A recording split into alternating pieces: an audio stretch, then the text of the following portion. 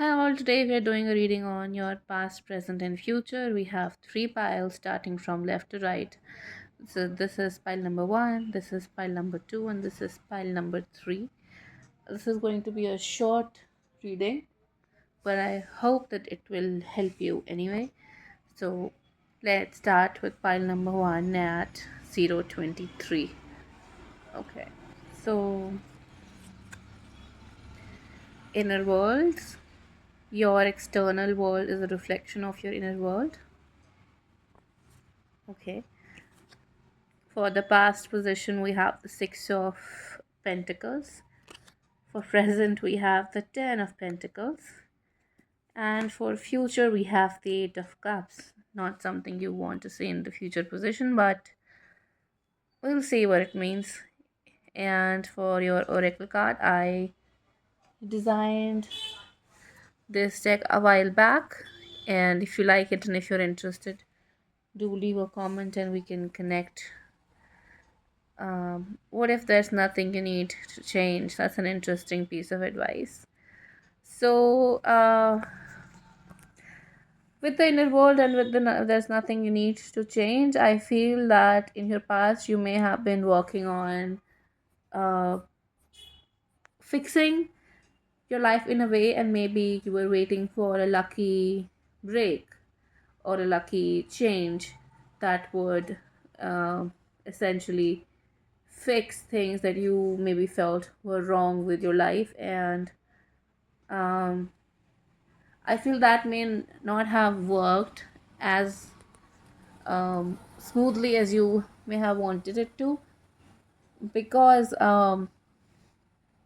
like the card says, your external world is a reflection of your inner world. And if you don't feel enough on the inside, if you don't feel perfect, and if you feel like you're just not enough no matter what you do, that's how you will continue to feel, regardless of how your situation in life changes.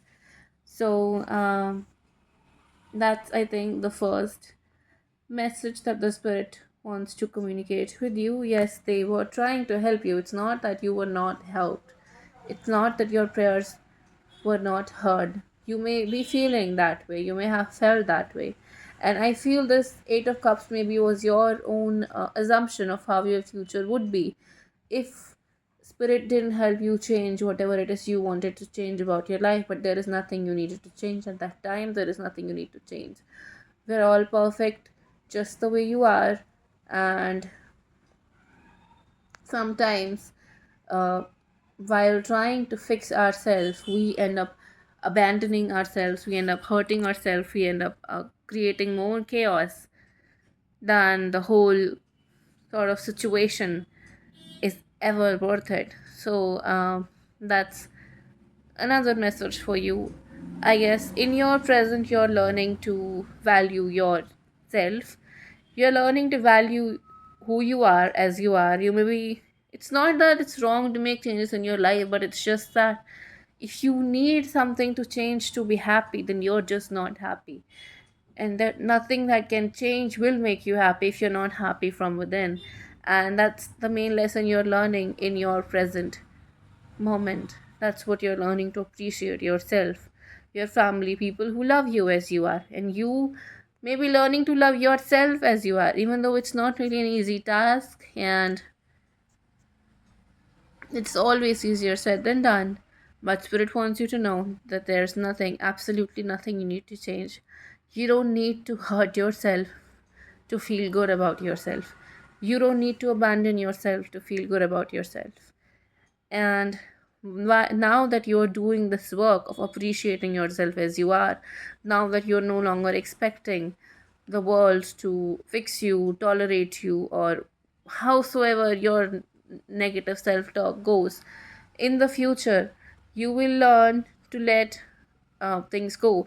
People who do not appreciate you as you are do not need to be in your life. That's just it. People who do not know how to love you as you are do not need to be in your life. And people who do not help you when you're not feeling well, when you're not feeling good about yourself, people who do not encourage you, are not worth having around. And maybe in your future, you will realize that most of the challenges that you felt in your environment in your past were self created. It's not that the world does not love you, it's just that you didn't love yourself enough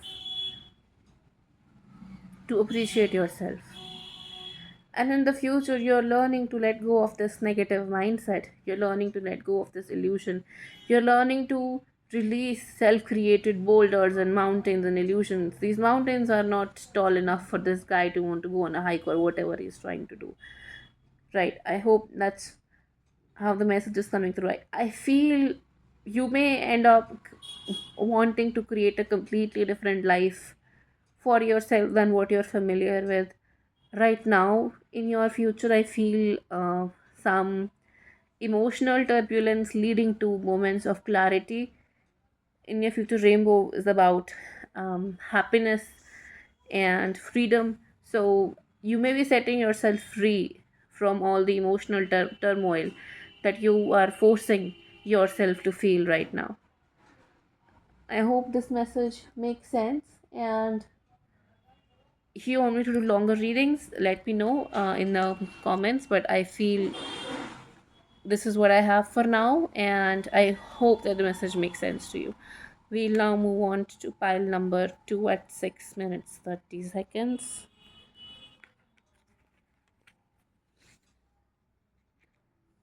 Uh, yeah, this was at pile number 2.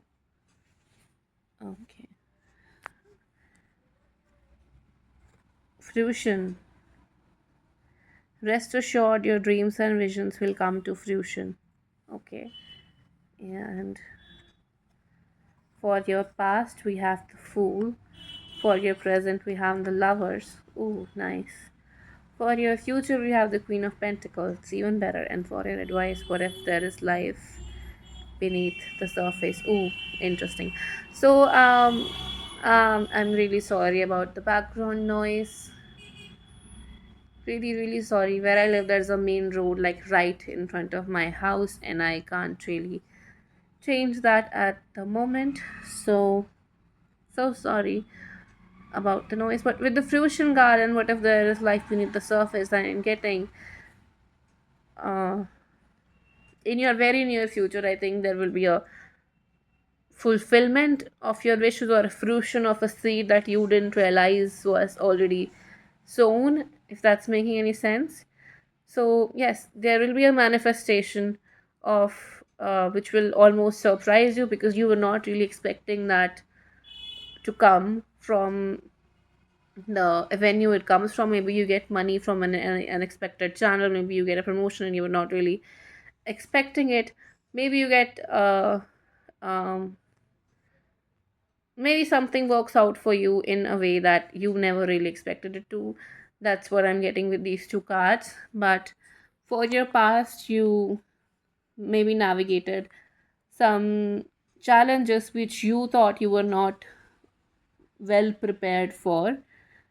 That's what the Fool card means. You may have undergone some challenges, or you may have navigated some difficult situations which you felt underprepared for, which you were not ready for, which you were too young for. I feel you may be one of those people who had to grow up early in life just so you could raise other people around you, or yeah, with this pet, I'm seeing responsibility came into your life far earlier than it should have, really. And despite being overwhelmed with very challenging uh, terrains and very challenging situations, you did your best to be happy, which is why you may now have a childlike essence about you.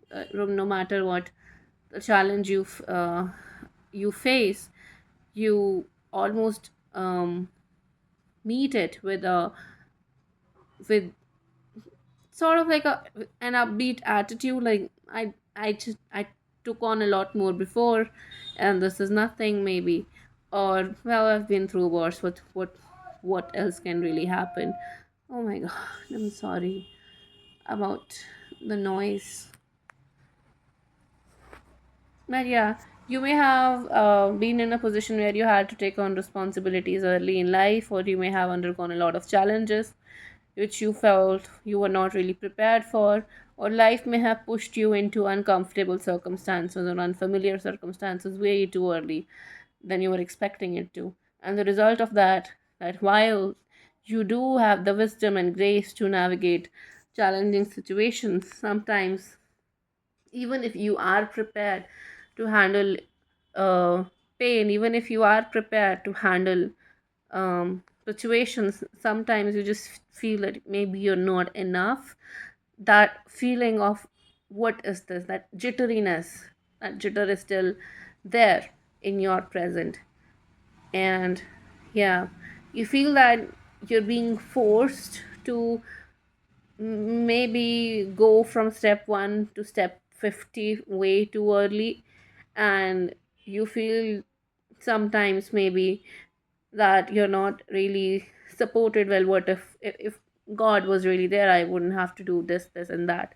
If that support system was there, I didn't really need to do this and that. And whilst that is true, sometimes life pushes us to take on positions that we don't really feel prepared for, because we're far more prepared than we really realize.